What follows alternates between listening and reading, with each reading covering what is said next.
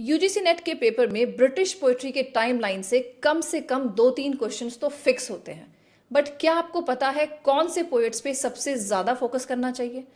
चलो एक छोटा सा क्रैश कोर्स करते हैं ब्रिटिश पोएट्री का, from medieval to post modern.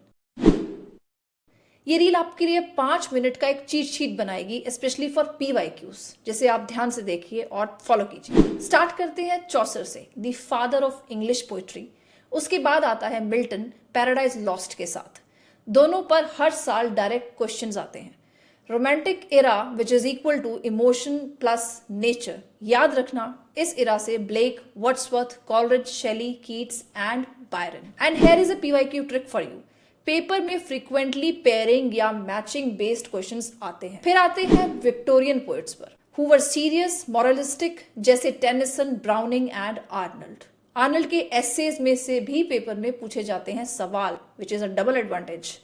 फिर आया मॉडर्निज्म, इलियट और ऑडन। मॉडर्निज्म के जायंट्स हैं दोनों।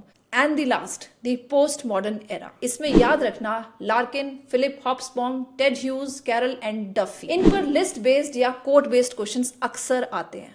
एक और क्विक ट्रिक आपके लिए, टाइमलाइन याद रखने के लिए एक विजुअल माइंड मैप बना लो। और रिवीजन के लिए ब्रिटिश पोएट्री के PYQs 2013 से लेकर 2025 तक जरूर सॉल्व करो। ऐसे और क्रैश गाइड्स और रियल PYQs ब्रेकडाउन के लिए फॉलो करो मुझे literature with Shweta on Instagram and literature with doctor Shweta on YouTube। See you again with another prep trick.